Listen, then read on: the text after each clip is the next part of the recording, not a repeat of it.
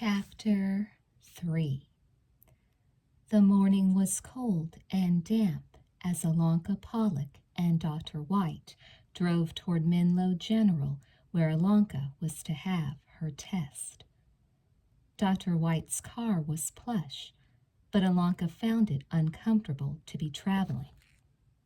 Her sleep had been fitful, and she had ended up taking 2 Tylenol 3 tablets at 4 in the morning. She had taken another 2 after her breakfast of an orange and an apple, just before Dr. White had come for her. Her abdomen was one huge, hot cramp. She didn't know why she was having so much pain all of a sudden. Dr. White noticed her discomfort. "We'll be there in 20 minutes, he said. She nodded. "I'm fine." "Did your club meet last night?" "Yes. The stories were particularly good. Spence only mutilated a few bodies, and Anya's devil wasn't half as bad as we all expected him to be. Kevin told a wonderful tale about an angel who falls in love with a girl and then becomes human so that he can be with her. He didn't finish it, though. He's supposed to tell us more tonight."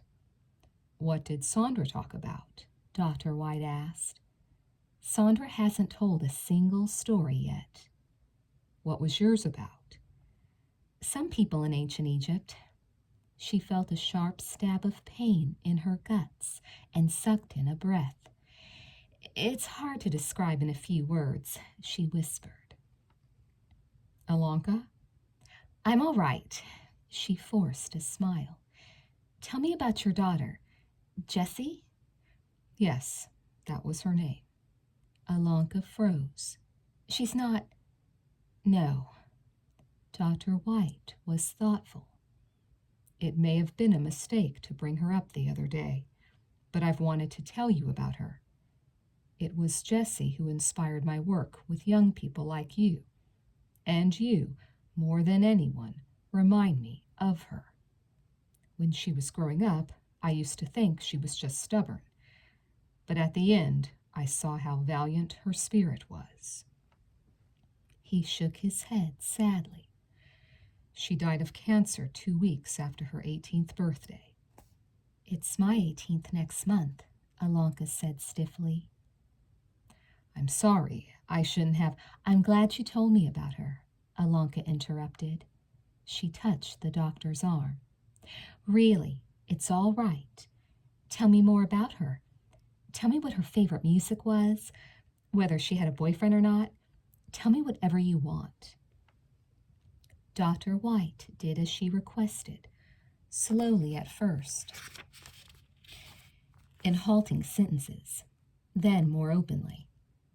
Before they'd reached the hospital, Alanka learned that Jessie White had loved many of the same things Alanka loved: a good book, the Beatles, science fiction movies, trees, boys, of course boys. Jessie had had a boyfriend when she died, Dr. White said, someone to comfort her. Alanka found it both a joy and a burden to hear about the dead girl. Her pain, even with the pills she had taken, continued to mount. She never imagined a car ride could be so hard on her. She had to wonder at her own stubbornness. Alanka found the hospital overwhelming after the quiet of the hospice. Naturally, when they tried to check in for the magnetic resonance scan, they learned there was no record of an Alanka Pollock in their books. While Dr. White hurried off to pull some strings, Alanka was left sitting in a hard green plastic chair not far from a door that kept opening and closing to the outside, the gusts of cold air cutting her like scalpels. One gust was so strong it knocked her wig slightly askew, and she was horrified until she hastily fixed it. She sat with one hand on her head and the other hugging her bottle of Tylenol and codeine, telling herself she wasn't going to take any more pills, and at the same time wondering how she was going to be able to lie still for the hour the scan lasted.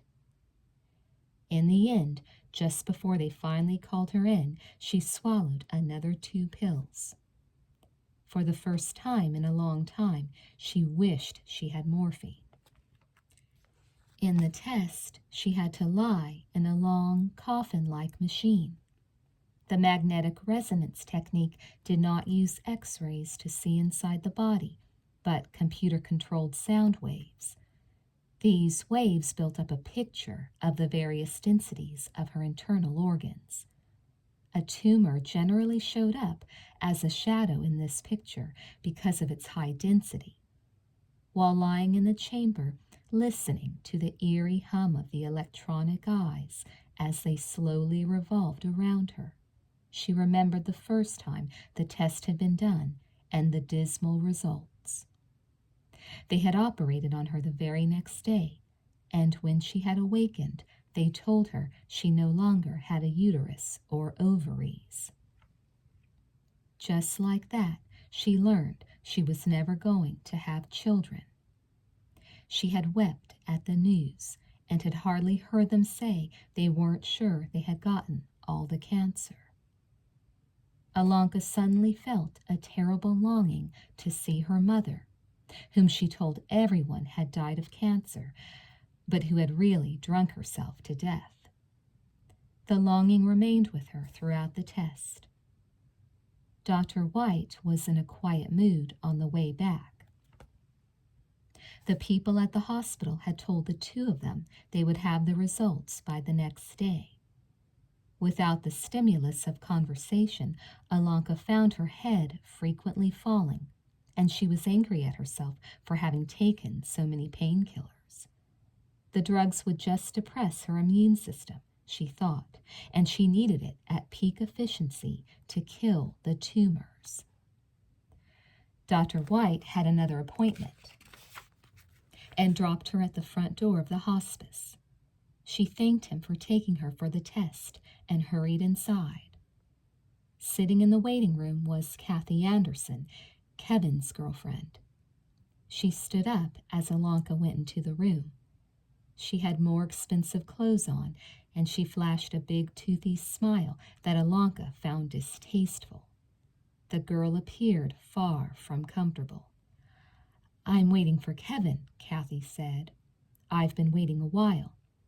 "I'll get him for you," Alanka said automatically, turning for the door that led into the hospice. But then she stopped. Something stopped her. She glanced back at Kathy. "Kevin is very sick. It might be a good idea if you didn't take him outside today." Kathy shrugged uneasily. "Oh, we don't have to go outside." Alanka took a step toward her. "Kathy?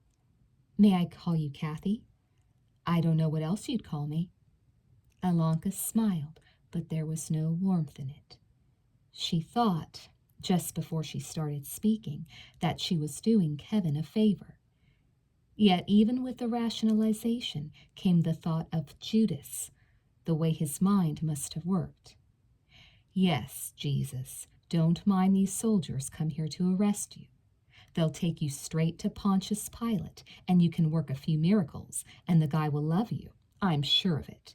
Then we'll be on our way to Rome." Yet she went ahead and opened her mouth. Because Kevin belonged to her. Any fool could see that. "Kathy, do you realize how sick Kevin is?" Alanka asked. The blonde girl blinked. "I know what he has. I'm not stupid." "I'm not saying you're stupid. I'm saying you're carrying around a big case of denial. Kevin has leukemia. With the drugs that are available today, a lot of leukemia is curable. But for some reason, the drugs didn't work on Kevin. That's why he's here. This is not a hospital where patients hope to get better. This is a hospice where patients are made comfortable until they die." A shadow crossed Kathy's face. "What are you trying to say?" "I have already said it. Kevin is not going to get better. He is not going to leave here someday with you. He is going to die. Kathy shook her head hard. No. Yes. Alonka took another step toward her till they were practically touching. He is probably going to die soon, and it's hard for him as he approaches the end to play this role with you, to play that he's going to get better. In fact, each time you come to see him, it hurts him. Kathy lowered her head and began to cry. I don't want to hurt him. I love him. Alonka put her hand on the girl's shoulder. Then let him go. Let him die in peace without having to pretend for you. Leave him to us. Kathy suddenly jerked her head up. Her entire demeanor had changed. She shook off Alonka's hand as if it were a spider crawling on her shoulder. And what will you do for him? She asked bitterly. Alonka met her glare. I will stay with him when he dies so that he doesn't die alone. Do you really think that you could be with him at that time? Kathy continued to regard her with loathing. Suddenly she turned and ran out of the hospice, slamming the door behind her. Alonka stared at the same door for a long time afterward, asking herself what she had done and why. Finally she heard someone at her back. She knew who it was without turning. Alonka, have you seen Kathy? Kevin asked. I heard she was waiting to see me. Alonka sniffed. The cold had gotten her nose running, or else it was something else. Yet she looked Kevin right in the eye and shook her head. I haven't seen her, she said. Alonka went to her room. There she found Anya asleep in a pile of pillows and blankets. The Bible lay open on the floor near her. Anya had a box of personal items sitting on top of her nightstand. Alonka fell into her own bed, face down, and cried into her pillow. She couldn't remember when she had ever done anything so low. She couldn't remember when she had ever wanted someone so much in her life. The two, she knew, bore a definite connection. After some time, she heard Anya call her name. She sat up and glanced at her roommate, who was reaching for a bottle of pills and a glass of water. Of course, once more it was the nurses who were supposed to be handing out the medication, but Anya never played by the rules, especially not this late in the game. What's wrong? Anya asked. Or is that a stupid question? Alonka sat up. Incredibly, considering how many pills she had taken, her abdomen was killing her. What are those? She asked. Morphine, 1 gram each. Want one? I have never taken morphine. Once you take it, nothing else satisfies. That's what I've heard. That's why I haven't taken it. Alonka paused and wiped away the sweat that was creeping into her eyes. She was having trouble breathing. She hurt so much. She stuck out her hand. Give me one, she said. Anya tossed her a pill. Alonka had a glass of water by her bed. The pill went down smooth. How long before it takes effect? She asked. Pretty fast, Anya said. You'll begin to feel some relief in 15 minutes. Alonka sighed. I never wanted to be a junkie. There are worse ways to die. Are there? Anya raised an eyebrow, shifting uncomfortably in her bed. What happened? Did Kevin tell you he couldn't make a long-term commitment? Not quite. I told his girlfriend that she was making a mistake, thinking about the long-term with him. Anya was interested. Tell me the whole story. Alonka did, which didn't take long. When she thought about it, she had hit Kathy hard and fast. Anya nodded her approval. You did the girl a favor, she said. Better to face reality. Alonka was doubtful. I didn't say what I did as a favor to her. I did it to keep her away from Kevin. She began to cry again. It's like I'm so pathetic I can't get him on my own. I've got to wreck his relationship with his girlfriend first. You do have a point there. Thanks a lot. You don't have to agree with me. Anya started to speak, but then thought better of it. She rubbed at the place her leg would have been, as she often did when she wasn't feeling well. Then she reached over into her box of things and withdrew a small orange clay sculpture of a guy and girl holding hands. The sculpture was broken. It was a curious coincidence that the girl's right leg was the only thing missing. Anya held it up and studied it as if it contained great secrets. I made this, she said finally. I didn't know you sculpted. The statue had remarkable detail given its size and looked to be the work of a skilled artist. Anya continued to stare at her broken work. I made it for a friend of mine, she said. Alonka caught something in her voice. For your boyfriend? Anya swallowed heavily, and Alonka thought she caught a trace of dampness in her eyes. And Anya, so people said, had not even wept when they cut off her leg. Yes, Anya said. His name was Bill. I never told you about him, did I? No. Well, there's nothing to tell. Alonka moved to her bed, sat down. Anya, tell me. You are my friend, you know. I feel that way. Anya chuckled and shook her head. You have lousy taste in friends. She tapped the bed lightly with the sculpture. Hell, it's not even that long a story. I couldn't tell it at our meetings, that's for sure. She paused. Do you really want to hear about Bill? I do. Anya took a breath. Like I said, he was my boyfriend. I met him when I was 16, 2 years ago. I met him at the mall in the bookstore. I've always been a sucker for a guy who reads. There are so few of them. When I first saw him, I thought he looked funny. His hair was a weird orange color, and he wore an earring that looked as if it had been swiped from an African native. He was in the real-life murder section. He had about 3 of those kinds of books in his hands, so I knew right away I was dealing with a disturbed mind.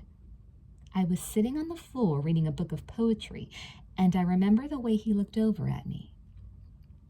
He just smiled like he knew me, like here he was, and there I was. He walked right over and asked me out. Of course, I told him where to stick it, but he didn't mind, and we kept talking, and eventually I gave him my number. That was the beginning. Soon we were dating regularly, something I had never done before. Oh, yeah, I had gone out with lots of guys, but never one I felt something real for. But there was just something about Bill. I can't explain it. It was like that ritual you started at the beginning of our club meetings, like he belonged to me and I belonged to him. He wasn't the weird person I thought at the beginning. He was a lot more stable than me. He was just fascinated by detective work and stuff like that. In fact, even though he looked like a criminal, he wanted to be a cop someday. He had plans, Bill did, and when he talked about them, I was always a part of them. Anya fell silent for a moment before continuing. I don't know why the hell I did it. I was happy with Bill. I didn't want to go out with anybody else. But I began to feel, as the months went by, that I was too happy with him. I know that sounds stupid. It is stupid. But it was like he was too nice to me, you know? Like I didn't deserve him. even when I was in his arms, loving him with every cell in my body. I felt like a part of me was betraying him. And this was before I even did anything. It was like, deep in my soul, I knew it couldn't last because of who I was. Does that make sense? Yes, Alonka said. Anya shrugged. Somebody else asked me out. I can't remember where I met him. I can't even remember his name. Oh, yeah, it was Charlie. Charlie asked me out, and I said, all right. The words just came out of my mouth. Because I didn't want to go out with him. He was obviously trouble from the word go. And then again, I had always been attracted to trouble until I met Bill. But what I did was go out with Charlie the same night I was supposed to go out with Bill. And I didn't even call Bill to tell him I wasn't going to be available. I just shined him on, you know? I was such a bitch. But that isn't the half of it. It isn't a billionth of it. You see, my parents were away for the weekend, and I went ahead and invited Charlie back to my place, knowing it would only lead to us having sex. I also knew for a fact that Bill would not be at my house waiting for me.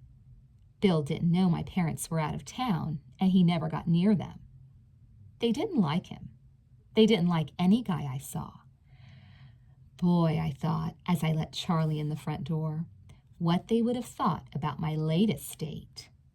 Charlie was the kind of guy who was so slimy you felt like you had to spray your hands with disinfectant after touching him. But there I was, ready to screw my brains out with him. Don't ask me why, Alonka. There is no answer except that I'm a fool. So it happened. We were in the house maybe 5 minutes, and he pinned me up against the wall and started kissing me like I was a piece of plasterboard he was trying to drill a hole into. 10 minutes tops, and we were naked and in bed. The weird thing was, the whole time, I hated it. I kept wishing I was with Bill. Right in the middle of the act, I closed my eyes and tried to pretend as hard as I could that it was Bill. I prayed to God it was him. Anya stopped and closed her eyes. Bill walked in, Alonka said gently. Anya nodded, a tear slipping out of her right eye. Bad timing, Alonka whispered.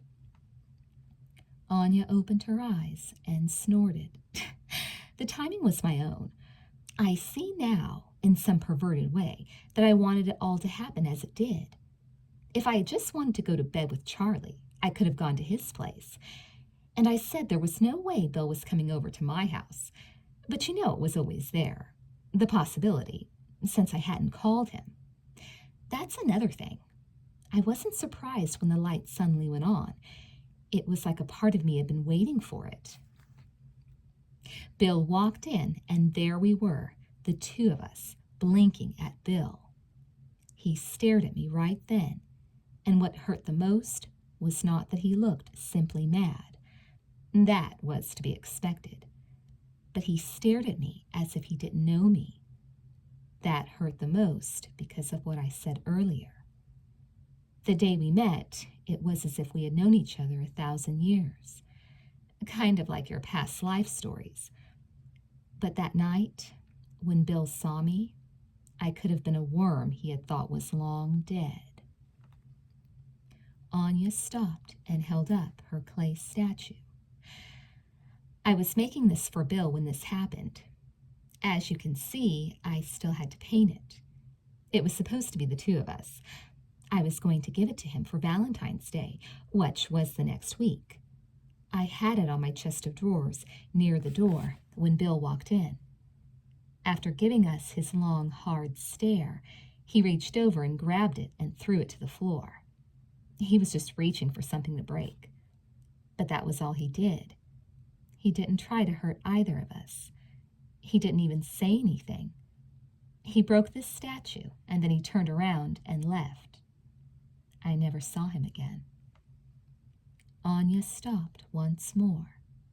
She had no more tears, but the pain on her face went deeper than her illness. Alonka leaned over and hugged her, and Anya buried her face in her chest. They sat there like that for a minute. Then Anya whispered something Alanka didn't catch, and she had to ask her to repeat it. Anya pulled away. I said the only part he broke was my right leg, Anya said. On this statue? Yeah, but that doesn't mean anything. Anya, you don't think you got cancer in your leg because of what happened that night? I got sick a year after that, in my right leg. I got sick and they cut it off. But that was a coincidence. You know how these diseases run. You probably had the cancer for years before you knew it. Maybe, Anya said. There's no maybe about it. Look, you did something that you feel guilty about. That's bad, yes. It makes you feel bad, but it's not why you got sick. Anya touched the broken leg of the girl on the clay statue. There's being sick in the body, and there's being sick in the soul. She shrugged. It doesn't matter. Like I said last night, we probably don't even have one. You said you haven't seen Bill since. Does he know you're here?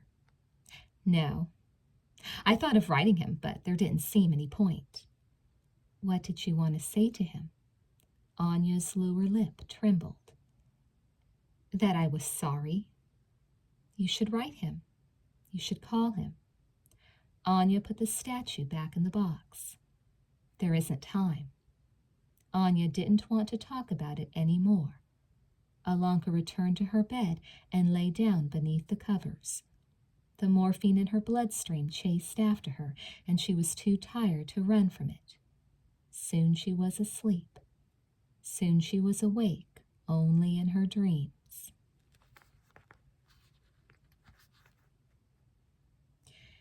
It was another time, maybe another world, but what was time and space when everything was one?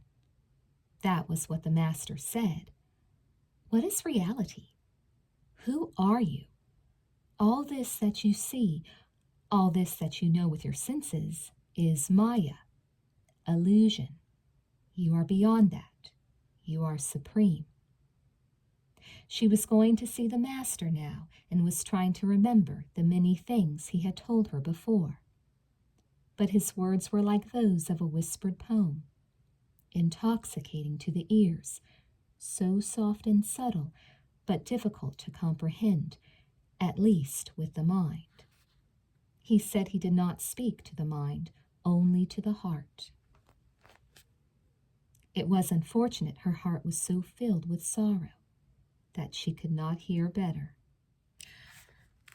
Well, he understood that. He understood everything about her, and still he loved her.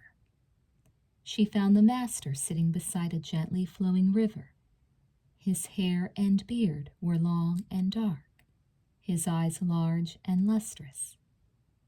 He smiled as she approached, and that was enough to ease her burden, that he should see her again and remember her. She had not seen him in 2 years, and in that time she had lost everything she loved. He bid her sit beside him. His was a gentle peace. It almost seemed as if the wind could stir and sweep it away, like a single petal of a flower on a breeze. Yet she sensed that beneath his delicate quiet was the power that moved the entire universe. He did not speak at first, just looked at her, and she found her eyes moist. You traveled far? He asked finally. She nodded. Yes, Master. He played with a rose in his hand. Your husband is not with you? No. Ah, he said, that is it. He is gone, and you feel lost. Fresh tears sprang to her eyes. I am lost. He left me, and he's not coming back. I don't know what to do. I can't stop thinking about him. You can't stop thinking about him, the Master agreed. What you resist persists in the mind. It is always that way. So you are thinking about him. Observe that. Wonder at it. Even the enlightened have emotions, but whereas you act on them, they just wonder at them. The master laughed and tapped her lightly on the head with the rose. It is a wonder that you are here. She had to laugh, even though she cried. Will he come back to me someday? The master shrugged. I don't know. If he does, he does. If he doesn't, that too is inevitable. But you don't need his love. But I do. His love meant more to me than anything in the world. The master shook his head. No, you don't need it. You are love. She nodded. I understand that intellectually. It just doesn't help me right now. She touched the hem of his robe. Please bring him back to me. Ah, the master was thoughtful. What would you do if I brought him back? Would you love him better? Or would you just love him because of what he could do for you, what he gives to you? I would love him unconditionally.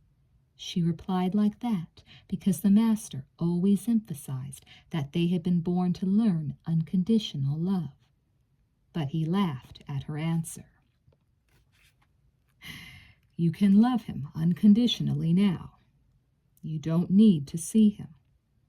The only reason you want to see him is so you can get something from him. The master shook his head. I have seen you go through this more times than you remember. When you are with him, it is all feverish. You become so entangled, so attached. Is it any wonder the universe should take him from you? No, you don't need him. You have me. You have God. It is enough that we love you. She had been counting on a magical wave of the hand from this master, who had raised others from the dead with just such a wave. But he would not help her, and she didn't understand why. Once more, though, he read her mind. I see that all this pain is good for you, he said. It turns you back to your inner self. You do not have to be so emotionally needy. Close your eyes and be still. Learn to enjoy your own company. He tapped her on the head once again with his rose. Go now. Rest. She was shocked at the sudden dismissal. But I am still so hurt. Emotions come and go. Your hurt cannot last. You give such importance to your emotions. I don't know why. She stood up reluctantly. Will I see him again? The master closed his eyes briefly. Yes. In this life? But that question he would not answer. Chapter 4. It was time for another meeting of the Midnight Club. Spence had brought 2 bottles of wine and 6 glasses. We must have a toast, he said, as he passed out the glasses. They had just finished doing I Belong to You. What's the occasion? Alanka asked. Today is the first day of the rest of our lives, Spence said, and quietly laughed at himself and his cliché. Tonight is the start of the endless night. Alanka glanced around, wondering where her thought had come from. She quickly dismissed this as ridiculous, since all her thoughts originated inside her own mind. But the sentence could have popped into her head from an outside source. It felt so alien. She searched the faces of those in the room, and her eyes came to rest on Anya, who sat in pain and exhaustion. Alanka had slept for a couple of hours after Anya's tale of Bill, but after awakening, she had been unable to coax Anya to talk further about the matter. Alanka was contemplating finding Bill and putting the 2 of them in touch. Anya could scream at her all she wanted. Alanka didn't care. That it is, Alanka agreed with Spence. She had never tasted wine before and was looking forward to it. Her own pain was far less than earlier. She was feeling optimistic that her test results would show her tumors were shrinking. That wouldn't mean she was well. She wasn't that foolish. But it would mean she could get well. That was all she wanted, a second chance. Vaguely she remembered dreaming of her master, and that had also made her feel better. Yet, it was very odd. In the dream, she hadn't agreed with what he told her. She couldn't imagine arguing with a being like that. "Where did you get the wine?" Kevin asked. It was difficult for Alanka to even look his way, for a variety of reasons. There was her guilt over what she had told Kathy, and her fear that Kathy might have called him and told him what the cruel and evil Alanka Pollock had told her. There was also Kevin's dreadful appearance. His cheeks were so hollow he could have been the austere angel he spoke about in his story. That evening, Spence had had to help him to the study. Sandra, she looked as she always did. Not bad. "I got it by ordering it through the mail," Spence replied. "They didn't even ask for my fake ID, which I would have been happy to supply." It's a wonderful world we live in when you can buy sin and degradation in a catalog. He finished passing out the glasses and reached for one of his wine bottles. "I say we kill this bottle before we begin our stories." "I just want a sip," Sandra said. "You will take your medicine like a grown woman and not complain," Spence said. "You must have a full glass. Who knows? It might loosen your tongue, and we could hear a story from you tonight." Spence walked around the table, pouring the wine as if he were a waiter. When he got to Alanka's glass, he frowned and picked it up. "Sorry, my Polish princess," he said, studying the crystal, which he had no doubt borrowed from one of the many cabinets in the mansion. "I believe this one is a little dusty. Fortunately, I was wise enough to bring an extra glass." He pulled out his spare and poured her an ample portion. The dark red fluid looked like blood in the haze of the candlelight. A moment later, they were all seated, and Spence was proposing a toast. He raised his glass high, and they did likewise. "To the Midnight Club," he said. "May the wonder of its creative genius inspire many to take up the dark and dangerous, and always erotic, path of late-night storytelling. Cheers." "Cheers," everyone said. They couldn't all reach to clink their glasses, spread out as they were around the wide wooden table, but Alanka was able to clink with Kevin. He smiled at her as they did so, and she didn't detect even a trace of resentment in his eyes. Yet the wine was a disappointment for Alanka. She had imagined it would taste like glorified grape juice sprinkled with nectar. Instead, she found it quite bitter and wondered if that was the alcohol in it. The others, though probably all experienced wine drinkers, seemed happy with the stuff. In fact, Sandra asked for a second glass, which Spence was only too happy to give her. One bottle down, one to go. Finally, they settled down to tell their stories. Spence wanted Anya to go first because he said he wanted to follow her and blow her ass out of the water with his great tail. But she said she had no story to tell. "But surely the devil must have visited someone else between last night and now?" Alanka asked, prodding her. Anya shifted uncomfortably in her chair, rubbing her fingers together repeatedly as if they were suffering from arthritis. Her face was so pinched with pain, it was as if she were an old and wrinkled woman.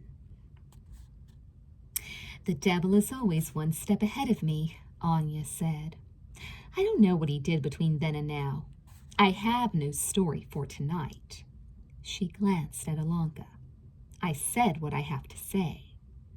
Alonka realized she was referring to that afternoon. She had already told her story for the day. Kevin spoke up. "You're just working on a big story to blow us all away," he said. Anya smiled faintly. "Yeah." "Sandra," Spence said, "feeling talkative yet?" Sandra had already finished her second glass, and there was a glint in her eye as if... Yes, she was drunk. Just 2 glasses of wine. Sandra had a wild smile on her face, which suited her better than her blunt haircut. "I feel like talking about the first boy who ever made love to me," Sandra said suddenly, slurring her words. Spence howled, and the rest of them chuckled. Sandra shoved her glass at Spence. "Give me another sip." Spence had the second bottle open in a moment, and soon, further fortified, Sandra was ready to officially join the club. Her grin was as big as her face. "His name was Dan," Sandra said. "I met him in a park in Portland. I was feeding the ducks, and he was there with his dog. His dog didn't like the ducks. It tried to eat a couple. It actually caught one and ripped out a mouthful of feathers. Anyway, I met Dan, and we got to talking, and then we went into the woods and had sex. It was my first time, and it was great." Sandra burst out laughing. "That's my story." They all stared at their prim and proper Sandra. Alonka finally broke the silence. "That's it?" she asked. "You'd known the guy a few minutes, and you had sex with him?" Sandra was suddenly indignant. "We talked for a couple of hours." Then she cackled again. "We talked about sex." "Wait a second," Spence said. "What was it about Dan that was so special that you set aside your conservative background and jumped his bones?" Sandra was obviously puzzled. "I don't know. He wasn't that good-looking. It must have been the wine we were drinking." Spence cleared his throat. "Enough said." He glanced around at the rest of them. "I guess I should start, unless someone else wants to go first." "No?" "Okay, but before I begin, I wanted to say I got another letter from Caroline today, and she may be coming for a visit in 2 weeks. Before that time, I'm going to need some things from the pharmacy that the nurses aren't passing out, if you know what I mean." "You're so sick, I'm sure you're sterile, if not impotent at the same time," Anya said. "You don't need condoms." "I assure you that a tumor in the big head has not affected the little head in the slightest," Spence said. "Alonka, I heard you're going out tomorrow. Can you stop at the drugstore on the way back?" "It was today I went out," she said, surprised Spence should have forgotten that fact. He had such a good mind for details. "Oh, that's right. Never mind then," Spence said, quickly dropping the issue. "Let's get on to my story. This one's called Sidney Burns Down His School." "We should assume Sidney is related to Eddie from last night?" Alonka asked. Distant cousins," Spence said. "Sid is still in high school as the story starts. He's a senior and never been out with a girl. He's introverted, but an expert magician who occasionally puts on small shows for his friends. He likes this girl named Mary, and he shows her a few of his tricks at lunch at school, and she tells him how fabulous he is. Her words give him confidence, and he asks her out, and she says yes. On the date, he shows her more of his tricks, and she convinces him that he must put on a show for the whole school. Sid has his doubts, but Mary's enthusiasm wins him over. She promises him that they can even make him money on the deal, besides making him one of the most popular guys at school. Sid has always wanted to be popular. Mary had been really popular at school, but lost it. The year before, she was a cheerleader and had every guy in school asking her out. But at the end of the year, she was at a party and got real drunk. Driving home in her father's huge semi, she smashed into a car holding 6 guys from the football team, including the quarterback, and wasted them all. "Wait a second," Alonka said. "Her father loaned her his semi to go to a party?" "Exactly," Spence said. He knew about his daughter's drinking. He figured if she crashed into something in his semi, she wouldn't get hurt. And she didn't get a scratch, although she did destroy the heart of the football team.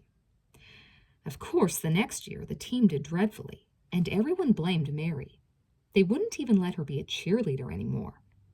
So by the time Mary hooked up with Sid, she was feeling pretty resentful. Sid, of course, knew about Mary's past, but he didn't know she hated the entire student body. So he went along with her plan to put on a big magic show. Mary was to be his assistant. You know how magicians are always sawing girls in half and stuff like that? Sid needed a girl to spice up his act, and Mary volunteered to work with him every day after school. You can imagine the wonders that did for Sid's ego. By the time the big day arrived, Sid was feeling invincible. But the show was a disaster. Sid planned to start by levitating Mary 10 feet into the air. But unknown to him, Mary wanted Sid to fail, and she sabotaged the trick. "But why?" Anya interrupted. "Listen," Spence said. Mary was only a foot or 2 in the air when she suddenly fell into a foam mat that had been set up below her. But that wasn't the end of Sid's magic show, although more than a few people in the audience laughed at him. His next few tricks went splendidly, but these didn't involve Mary. Just when he was getting the audience back on his side, he did a trick where he had to transfer Mary from one stand-up box to another. Well, of course, Mary didn't move. She was still in the original box. This time, the audience laughed hard. Sid's confidence was shot.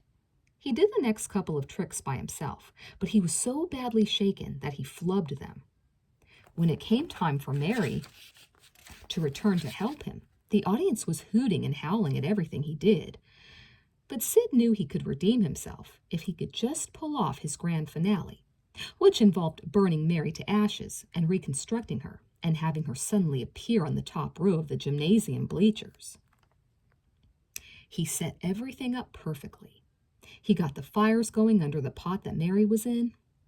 When he put on the lid, everyone gasped and wondered how Mary could be in such a hot pot. They gasped again a few minutes later when Sid removed the lid and there was nothing inside except a pile of ashes. But then, when Sid snapped his fingers to have her reappear, nothing happened. Unknown to him, Mary had taken the opportunity to walk out on him. Naturally, the school exploded in laughter and boos. In fact, people actually started throwing papers at Sid. He left the gymnasium in total disgrace. Surprisingly, Sid wasn't even sure Mary had betrayed him, especially when she told him that she had got stuck and that the equipment had failed and so on. To be sure, Sid was gullible when it came to a pretty face. But one thing Sid knew for certain was that he wanted to get back at the school for laughing at him. Mary didn't actively encourage him to seek revenge, but in her own subtle way, she dropped hints that the student body certainly did deserve to feel his wrath. Sid started planning.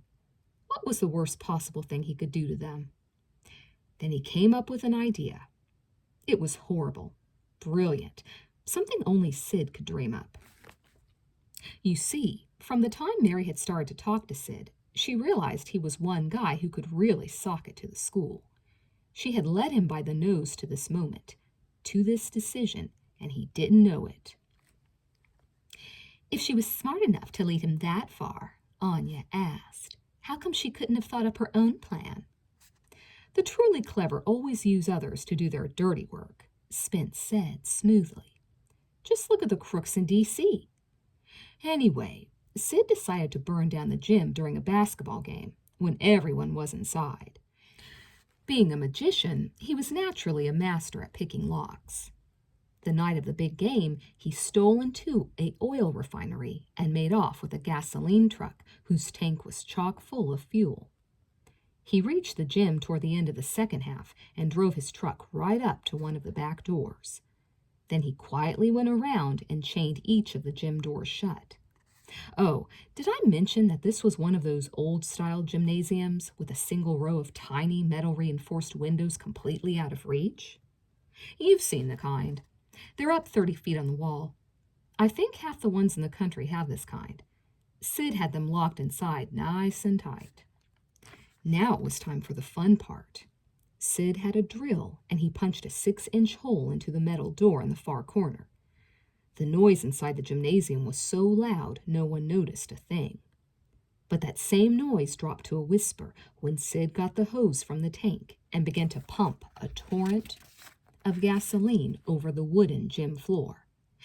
Yeah, I think it would be safe to say the game came to an abrupt halt. Then the screams started.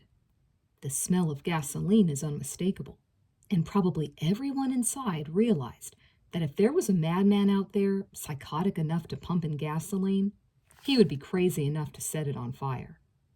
Everyone rushed for the doors. The screams grew louder because the doors wouldn't open. People piled on top of one another, smothering themselves in a mountain of flesh. Watching through the same hole he was using to pump in the gasoline, Sid suddenly felt regret.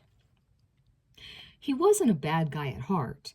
He had just been so humiliated he had got carried away. But now that he saw people getting hurt, he wanted to stop. He pulled his hose out of the hole in the door before his gasoline truck was completely empty. He was trying to figure out how he could get the doors open and let everyone out without getting into trouble, when something hard and heavy struck him on the back of the head. Sid went down in a blur of stars and pain. Through the blood dripping into his eyes, he saw a figure put the hose back into the hole in the door and restart the gasoline pumping. He tried to sit up. The figure turned and laughed at him. It was Mary. I knew you would come up with something brilliant, she said, but I also thought you would chicken out at the last minute. Mary, he mumbled. Why? They have it coming, she said. Sid tried to stand up to stop her, but he was too dizzy and fell back to the ground. He watched helplessly as Mary finished pumping in the gasoline and then tossed aside the hose. She drew a lighter from one pocket, a rolled-up newspaper from the other.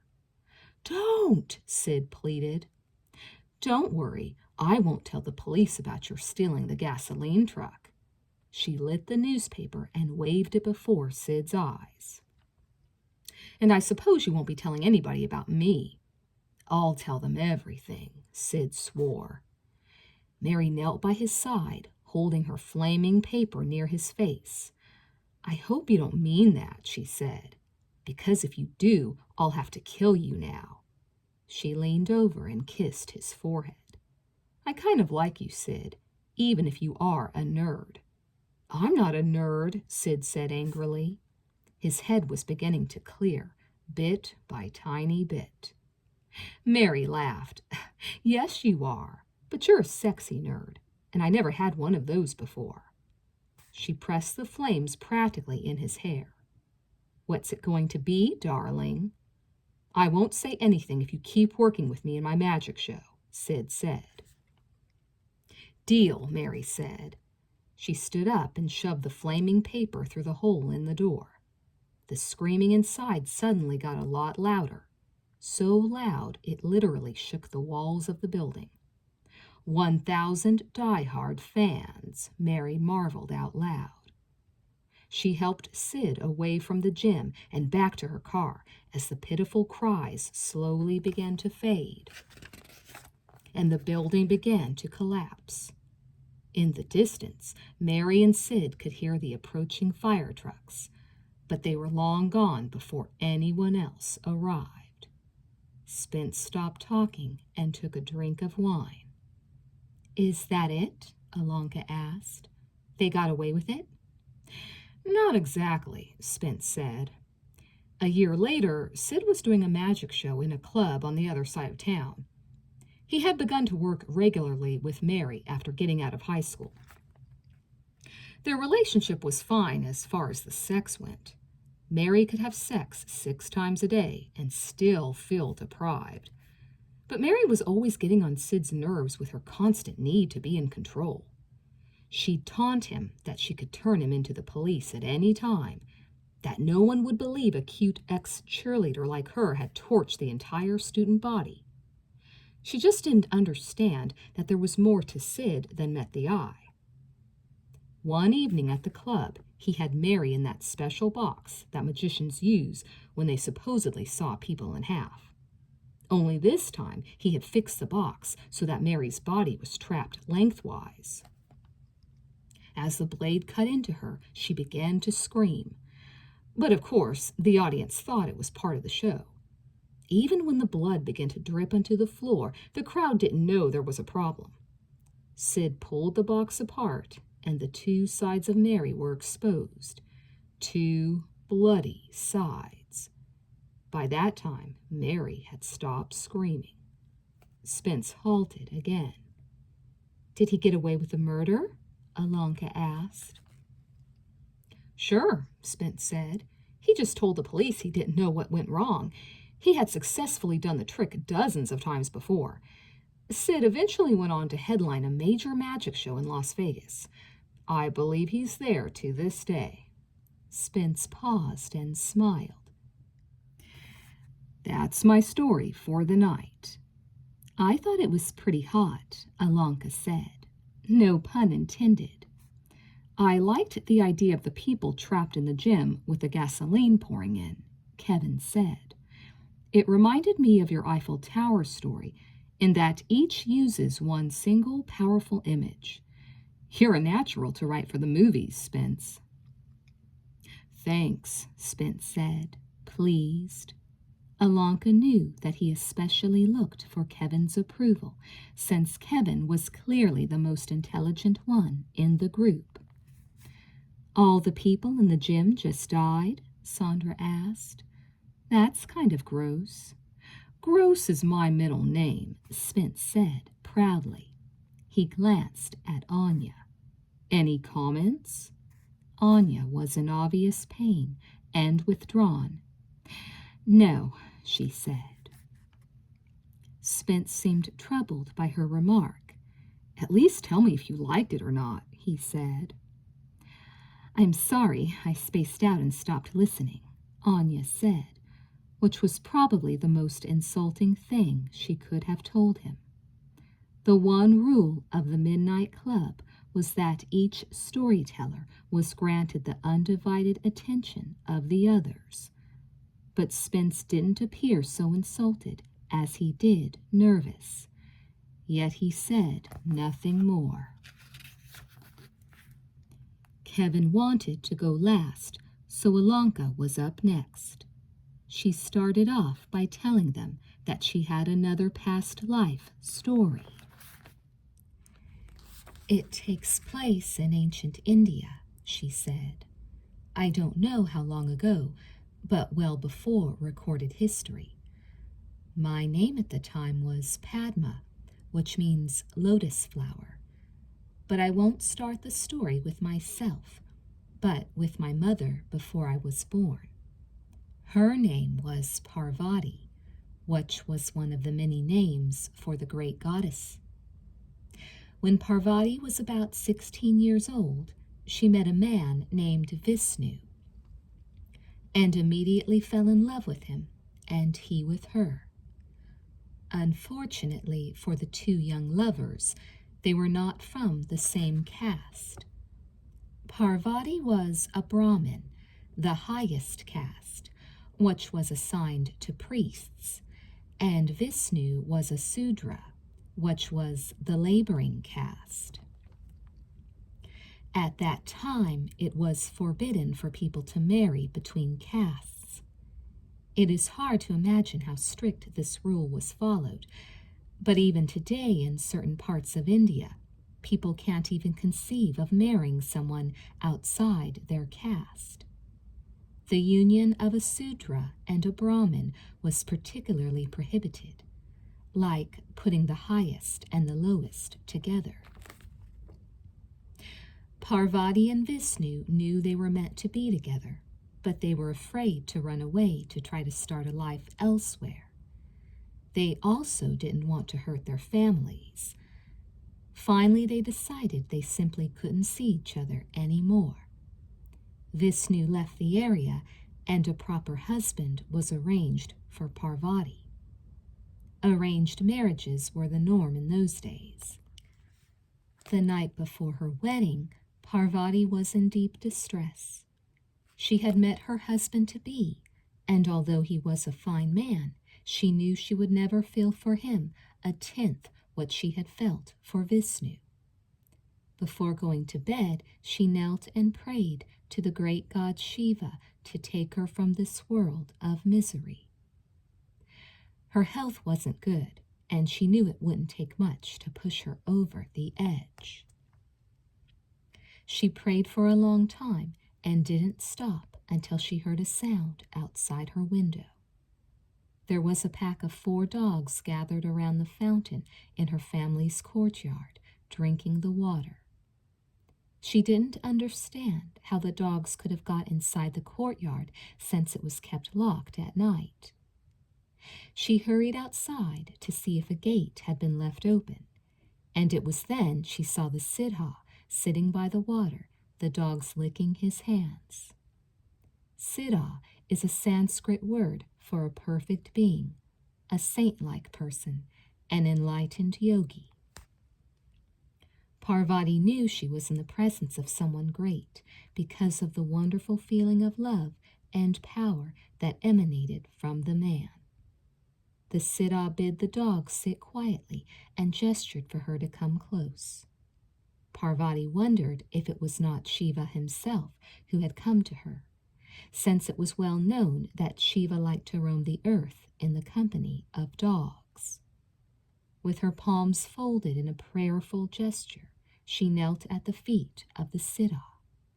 He removed a yellow jewel from the folds of his robe and handed it to her. He spoke softly. "This jewel is a symbol of your love for the one you think you have lost," he said.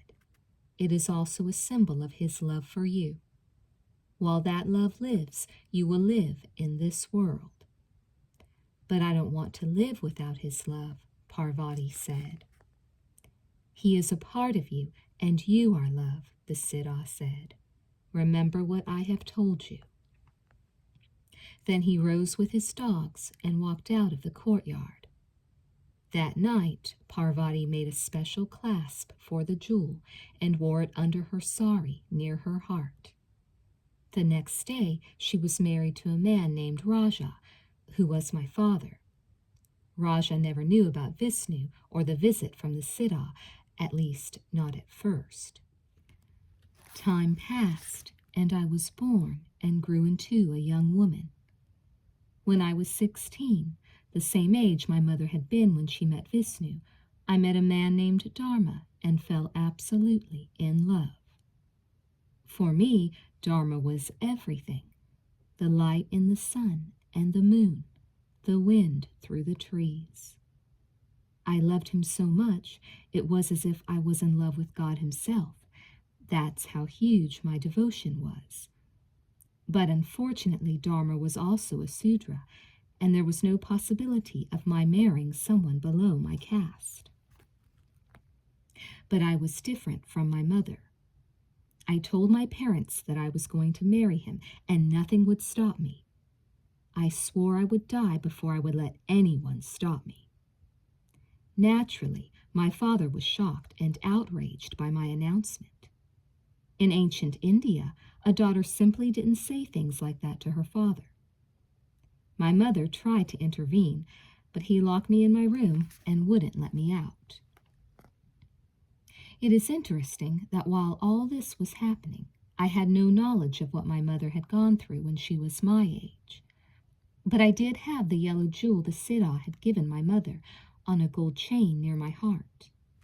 She had given it to me on my 10th birthday and told me always to keep it near, that it was magical.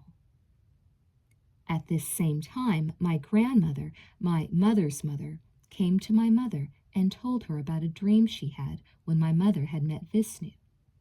She told my mother, "In the dream, I learned you were supposed to be with that young man, that he was the one for you, even though he was from another caste. But I was afraid to tell you in case you would marry him and bring disgrace to the entire family. I feel it is the same for poor Padma and her friend.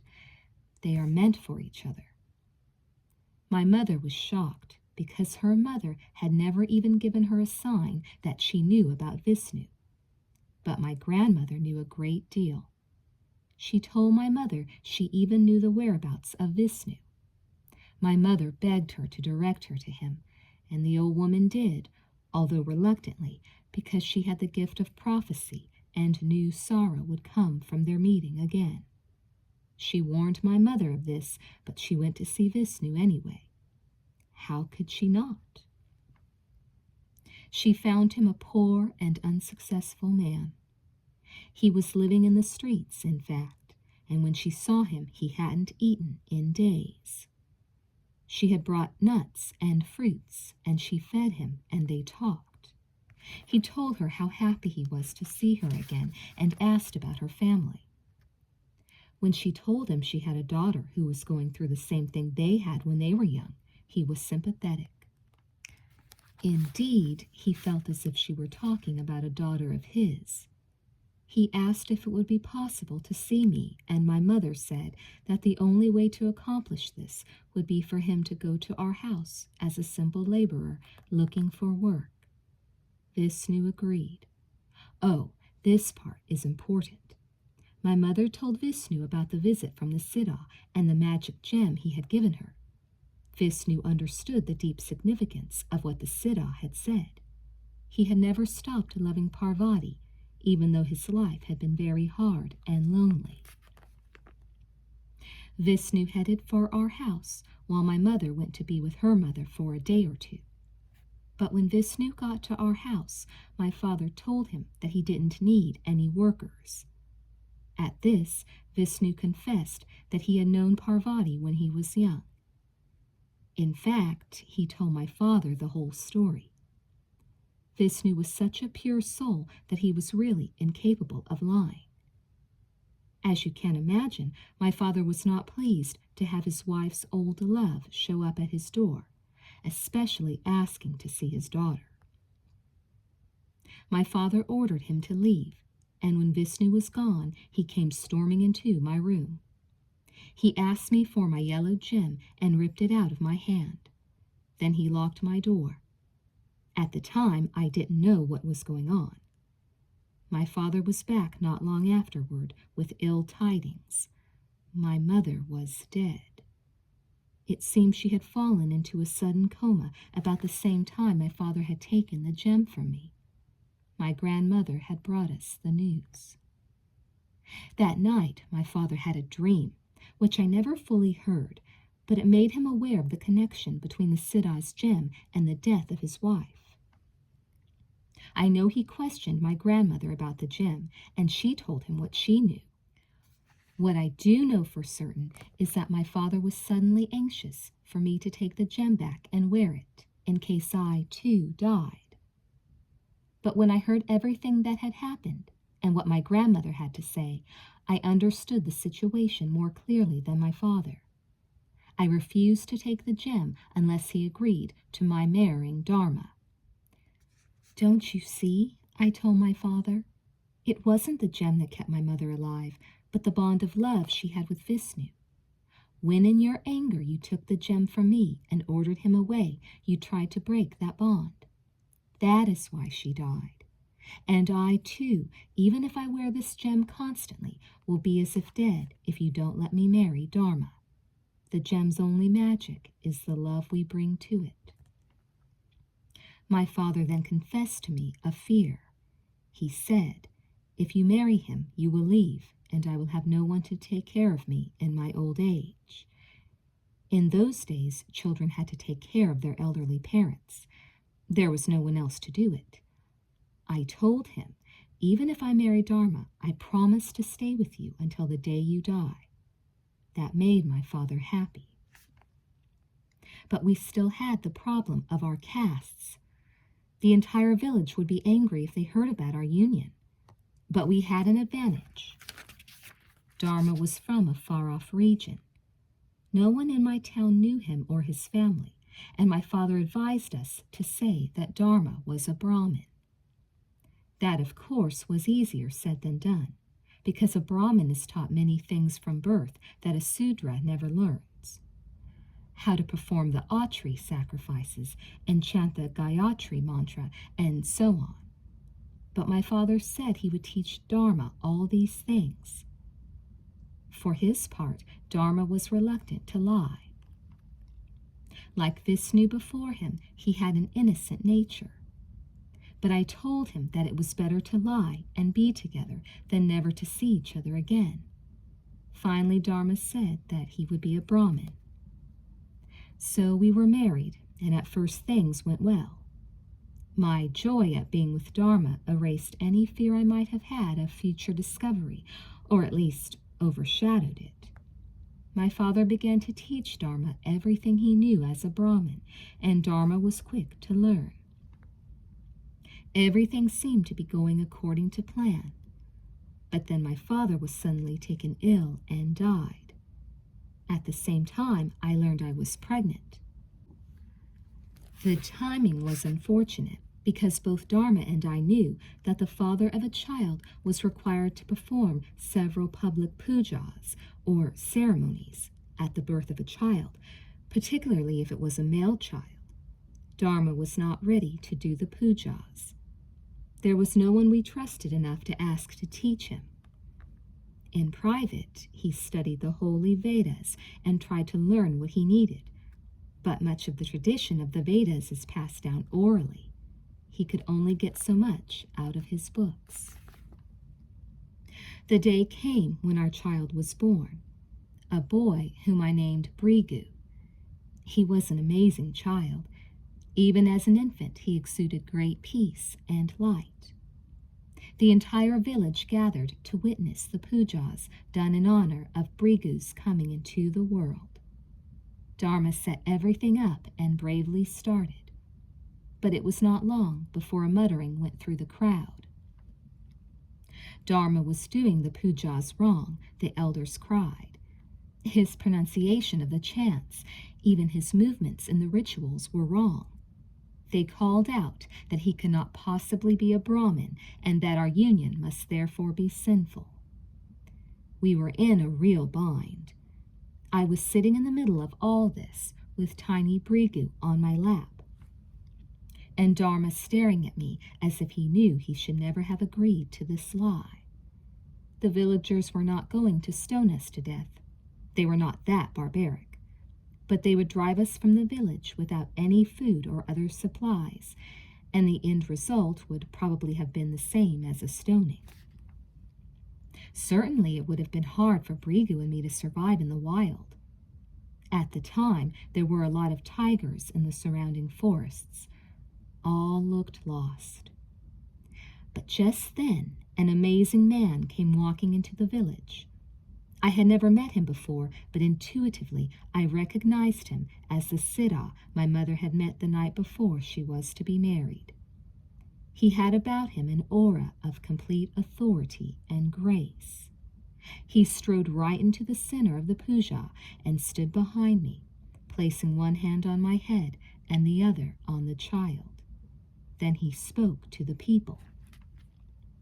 "It is true that Dharma is not a Brahmin by birth, and that this marriage, and therefore this child, are not sanctioned by the hymns of the Vedas. But the Vedas are much more than hymns, much greater than any words. They are the expressions of the divine, of love, and when Padma and Dharma met, their love was so strong that they were willing to risk everything, including their lives, to be together. Such was the power of their love. Such was the power of the divine grace in their lives. And only because of that grace was it possible for this child to be born to them, this child you want to drive away. The Siddha stopped and picked up Brigu and held him up for all to see. This boy will grow up to be a great seer. It will be his special mission to bring people back to a true understanding of the Vedas. He will teach divine love, and he will awaken the knowledge of God in the hearts of men and women everywhere. He will teach all people, regardless of caste. In fact, he will reshape much of what you understand as caste. The Siddha smiled at tiny Brigu. This small child, you will one day call him Master. Then the Siddha gave me back Brigu and stared into Dharma's and my eyes, and then walked away and was gone. To say the villagers were shaken would be an understatement. The Siddha had spoken with such great authority, and he was so obviously an enlightened man that they didn't bother us any longer. We were left alone, although people were not friendly. But I didn't care. I had my husband and my son, and I was content, more so with each passing year. Because everything the Siddha had foretold turned out to be true. My boy grew into a great saint, and I became his first disciple, and he taught me and the world many things, not the least of which was that all people are equal. It was this master, my son, who led a great spiritual revival that swept over India in those ancient times. Even to this day, Brigu's name can be found in the Vedas. Alanka stopped talking and sat back. Everyone was staring at her. Spence spoke first. "How do you know all that stuff about the Vedas?" he asked. "I remember it," Alanka said simply. "Have you ever studied ancient Indian culture?" Kevin asked. Alanka shrugged. "I've read a few books on it, but there are things in my story that are not in the books." "Then how do you know they're accurate?" Spence asked. "I assume they are," Alanka said. "Did you read these books before you remembered this life, or after?" Spence asked. Alanka chuckled. "I know what you're really asking. Do I remember things from a past life that I am able to verify independently? The answer is, I'm not sure. I read books about India when I was little. More recently, I read about it after having these past life experiences. What I learned from the books and what I remember are blurred together in my mind. But I do know I have an understanding of ancient India that the authors of the books do not." She paused. "Does that make sense?" "I would like to pin you down on a few specifics," Spence said. "For example, this son of yours, Brigu, you say his name is in the Vedas?" "That's right. I can show it to you." "Did you see the name before you had this past life come back to you?" Spence asked. "I don't think so. It just came to me. His name, everything about him."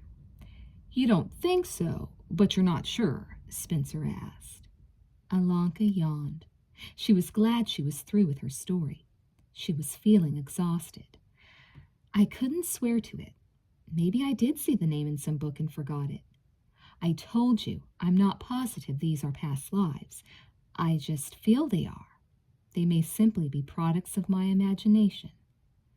"Why all the analysis?" Sandra asked, her words still a little slurred. "Let's just enjoy it and go on to the next story." "I liked your story very much, Alanka." Anya said softly, her head hanging heavy on her chest. It touched me. It was beautiful, Kevin agreed. You're sure you were Padma and not another person in the story? Alanka smiled. He had asked a similar question the night before. Who else could I have been if I weren't the heroine? She asked. Kevin smiled at the question.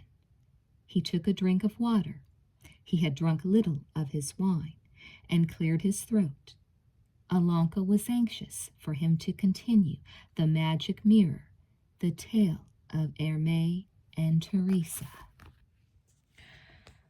When Hermé left the Louvre with Teresa, he realized he had no place to stay except with her.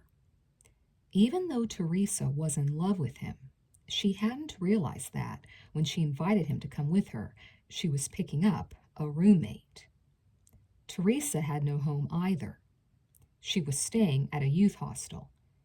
You can sleep in them at night real cheap, but you have to be gone by 9 in the morning, and you can't come back until sunset. They're often crowded and uncomfortable, and the one Teresa was staying in was particularly small. On top of all that, Hermé, of course, didn't have a cent or centime. He didn't own any clothes, except the ones he had on. Teresa was puzzled by his lack of things, but she was so in love with him that she chose to help him as best she could. She was just happy to be with him because Hermé's joy was a thing of great wonder. Teresa knew it wouldn't be long before Hermé made a name for himself as a famous artist. But she wasn't with him because she knew he would be a success. But it had crossed her mind a number of times, which was natural. She was, after all, a poor young woman in need of some stability in life. At the youth hostel, Teresa had to pay for both of them. In the morning, she had to buy them breakfast. Hermé really wanted breakfast, because even though he had eaten with her in the Louvre, he had done so to be polite, not because he was hungry. Now he was starving. He ate with great relish because everything tasted good to him. Teresa decided their first priority was to get Hermé a job. She took Hermé to a portrait studio where people came to have paintings of themselves and their families commissioned. But Hermé had no samples of his work to show the man who owned the place. He couldn't very well point to a Da Vinci as one of his works. The man told Hermé to come back when he had something to show him, which was fine with Hermé. Teresa was disappointed, though. She was going through her meager amount of money very quickly. But Paris is a wonderful city for artists, and walking along the streets, Hermé noticed many painters doing portraits right on the sidewalks. He told Teresa he would like to do that to make a living. Hermé enjoyed being outside. The fresh air, the fall of the rain, the birds singing in the trees, everything was a delight to him. The only problem was that to buy supplies for Hermé would exhaust the remainder of Teresa's money. But her faith in him was such that she got him what he needed: an easel, a chair, a few brushes, oils, and canvases. Hermé set up his easel on a busy corner not far from the Louvre.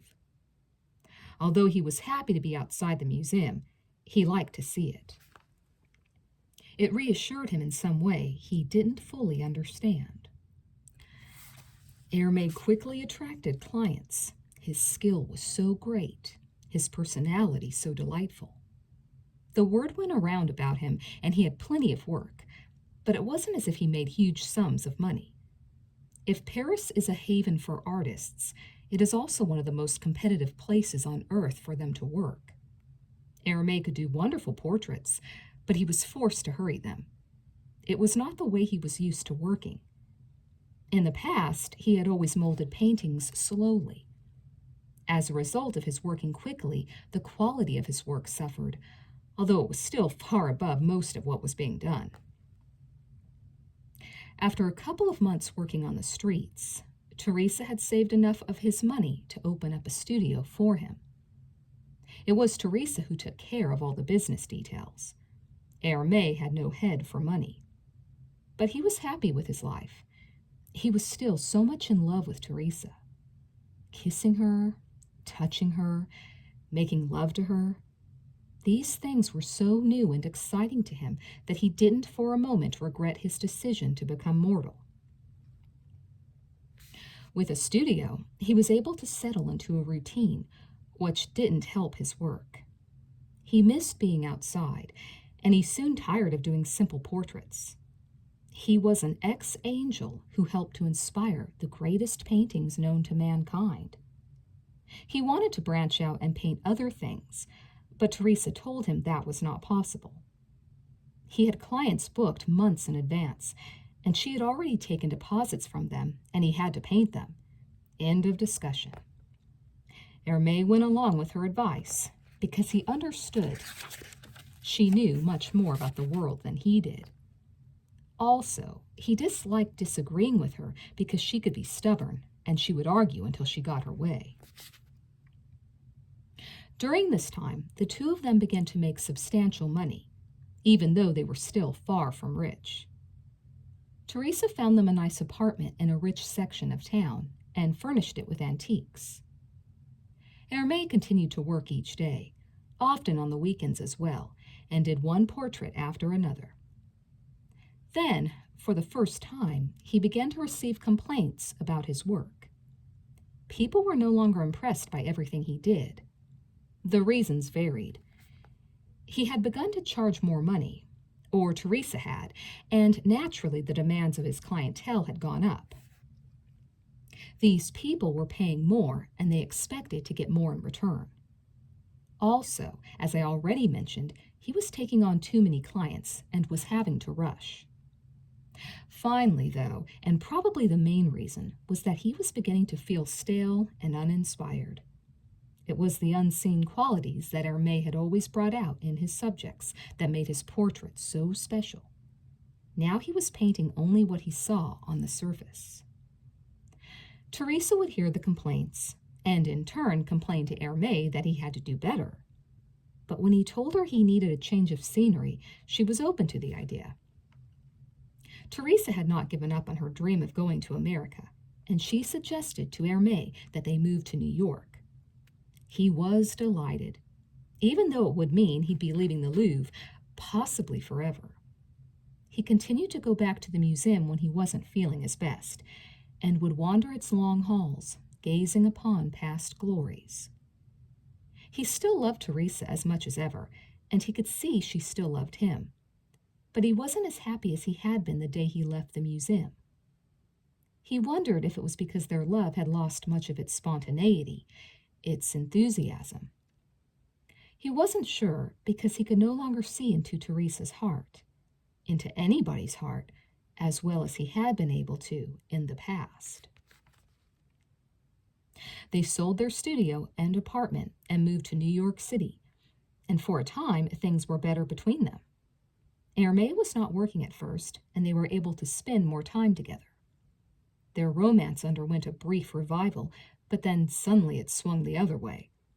Teresa was not used to having Hermé around constantly, and he had taken up the bad habit of clinging to her, something Teresa couldn't stand. Of course, Hermé only began to cling to her when he felt her withdrawing. He had no previous experience in human relationships. He thought the best way to combat her waning love was to pour more love her way. But this made him act strained around her, and Hermé's greatest charm had always been his natural spontaneity, his ease in every situation. Now that charm was failing him, and he didn't know how to act. Teresa wanted Hermé to start working again, but he was reluctant to do portraits. He wanted to get outside to capture the many natural tapestries the earth had to offer. He also wanted to try more abstract works. What this did was put him in competition with thousands of other struggling artists in America. He was giving up his area of expertise in favor of his ideals. It goes without saying that his decision didn't thrill Teresa. She argued that they were going through their savings and that she was not going back to living hand to mouth. In fact, she said that he owed her, that she had given him his start when he had had nothing. Hermé was incapable of responding to her accusations, except by withdrawing more and more. He took to going for long walks through New York City late at night. Many times he wouldn't return home until the sun was up. But one night he came back early and found Teresa was not alone. Despite everything that had happened to him since he had left the Louvre, he was still incredibly naive. He had never imagined that his Teresa could want another man. He came home to find the only woman he had ever loved in bed with another man. "How horrible," Anya whispered, and it was almost as if she did so involuntarily. Alanka glanced at her, but Anya did not return her look, lowering her head as if she were deep in thought. Kevin nodded. It was a nightmare for Hermé. He saw the man, yet he only focused on Teresa. But what could she say to him? She just swore and turned her head away. Hermé didn't know what to do. He walked out of his apartment. Always, even since becoming mortal, he had felt a light inside that guided his movements. But now that light had gone out, and he found the darkness unbearable. He wandered into sections of New York he had never been to before, parts where it was as easy to buy a knife in the back as it was a handful of drugs. He hoped someone would attack him, shoot him, stab him, put him out of his misery. But no one came near him because he was in such despair. It was as if he weren't human anymore, merely a wraith sent from the netherworld to haunt humanity. He felt that way, a stain on the planet. He walked until he reached Brooklyn Bridge and moved out to the center of it, above the icy winter water. He climbed over the rail and he stared down. He saw nothing beneath him except blackness and felt nothing above him. But he didn't call out to God or pray for release. He was past the point of caring, so he thought. He planned to kill himself and be done with it. Yet just before he jumped, he remembered back to the day he had first left the Louvre. His joy, his excitement, and most of all, his love. And he wondered where it had all gone, and if Teresa had as much to do with what he had lost as he believed. For he understood in that moment that it was his love that had made Teresa wonderful in his eyes. He understood that something inside him, and not just the outside circumstances, had changed. But what had that change been? It seemed obvious. He had been an angel and had become mortal. He had been divine and had become human. But he wondered, as he stood on the rail of the bridge above the freezing water, if it was not possible for a human to become divine, if it was not a two-way process. It was a funny thought, one he had never had before, but it touched him in some deep part of his soul. Yes, he felt he had a soul again. He climbed off the rail and back onto the main part of the bridge. He looked at the sky, seeing the stars shine through the smog above the city, and he felt blessed. Hermé left the bridge. He went to rediscover what he had lost. He set out to find himself. Kevin's voice had begun to fail him, and he momentarily rested his head on his arms on top of the table. Alanka watched anxiously until he sat back up and smiled at everyone. He reached for his glass and took a sip of water. "That's all for tonight," he said. "Couldn't you finish it?" Anya asked, with surprising feeling. "Please?" He shook his head and coughed. "I don't think I could if I wanted to. I'm tired." Alanka yawned again, so loudly she embarrassed herself. "I'm exhausted too. I feel like I could go to sleep in this seat." She tapped Kevin's arm in approval. "I am happy you're last. who could compete. That was fabulous. Does it end happily? Anya asked, not giving up. If I tell you the end, you'll have nothing to look forward to, Kevin said. Anya stared at him oddly, almost as if to say, I have nothing to look forward to.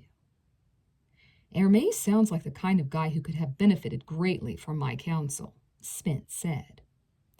I love Hermé, Sandra said, playing with her wine glass. He reminds me of Dan.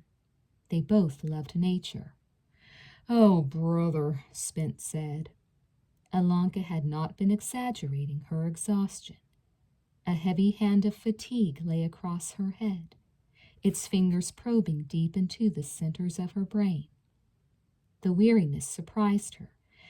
She had, after all, taken a nap that afternoon. She decided that the trip to the hospital and her confrontation with Kathy had taken more out of her than she realized. She continued to worry that Kevin must know what she had told Kathy. Yet when he looked at her during the evening, there was only fondness in his eyes. He continued to stare at her now. Are you walking me home tonight? He asked. She smiled. It's your turn, Buster. The words were no sooner out of her mouth than she regretted them. He didn't have the strength to walk her up to the second floor. She hastily touched his arm again. That's all right. I want to walk you back to your room. Don't be out too late, Spence warned them. Alanka stood up. Yes, Dad. I'd like to have a few words with you before you leave, Spence said to Anya. We'll meet to my room, Anya said. Good night, Sandra. I'm glad you got laid at least once in your life. Good night, Kevin. I hope your Hermé gets his wings back before the mud of the world drags him any lower. Anya suddenly glanced around the study. It's been great meeting here, she said with feeling. We'll have a great meeting tomorrow night, Spence told her. Anya blinked, her gaze far off. Yeah, tomorrow. Kevin was having difficulty walking, an unexpected side effect of his leukemia. He said he had awakened that morning with a numbness in his left leg. He had to lean on her the whole way back. He invited her inside for tea, which meant a lot to her, only she was too tired to accept the invitation. Maybe tomorrow night, she said, putting her hand over her mouth to stifle another yawn. She leaned on the wall for support, as Kevin did. What a fine pair they made, she thought. After we found out what became of Hermé. You know, I thought about you when I was working on the story, he said. She laughed. I hope you didn't pattern Teresa after me. Would that offend you? Yeah, she cheated on her guardian angel. I would never do that. Do you believe in angels, Alanka? She loved his saying her name. He could spend the night whispering it in her ear, and she would have been content. She thought of Anya's last comment to Sandra about her having had sex at least once. Alanka had never slept with a boy in her life. She had never wanted to until she met Kevin. It was lovely to be talking with him just before going to bed, but suddenly she was filled with a profound sadness that she might die never having been touched, caressed. She had no idea what it would actually be like to make love, and that's all she had wanted out of her life, to matter to someone more than anything else. Where was her master now? What would he say to her grief? How come he wasn't with her now in this, her hardest of all lives? I believe in angels, she whispered. I believe in you. Alanka? She closed her eyes and put her hand to her head. I have to go to bed. He hugged her gently. Go to bed. He would say your love is nothing if it is based on a lie. I saw Kathy today, she said in his ear. He let go of her and stared at her. The hallway was dark. She couldn't read his expression, but she could hear the understanding in his voice. I know, he said. It doesn't matter. He pressed a finger to her lips. Don't think about it. Her eyes were damp. I was cruel. This situation is cruel. He leaned over and kissed her on the forehead. Sleep. Dream about your master. He fascinates me. She was pleased. Really? Kevin opened his door and limped inside. Really, Alanka. But wouldn't he say to us, what is reality? Good night. Good night, my love, she whispered after he had closed his door. She had never told Kevin that her master constantly challenged her to discriminate between what was real and what was illusion. She found Spence in her room, sitting on her bed across from Anya, who was still in her wheelchair. Alanka had the feeling she was walking in at a bad time and would have excused herself, except she honestly felt she was going to collapse. She plopped down on her bed at Spence's back. Ignore me, I'm just a blob of protoplasm, she mumbled, her eyes closed. She felt Spence stand up. I should be going, he said uneasily. You can go, Anya said, her tone curiously authoritative. Alanka heard the door open and close. Alanka, Anya said. Yes, she whispered. I never told anyone about Bill before. Yes. I told you because I trust you. Yes. There was a long pause. Alanka might have dozed in the middle of it. She wasn't sure. When Anya spoke next, she sounded 1,000 miles away. I know Kevin's in each of your past life stories. I think he knows it too. But the past is the past, you know. It's dead. I hope you two get to live a little before we're all dead. Anya paused, and Alanka heard a faint movement. She felt the touch of something warm and moist on her cheek, and wondered if Anya had kissed her. Dream, my darling, Anya said softly. This is all a dream, Alanka whispered. Then she was gone.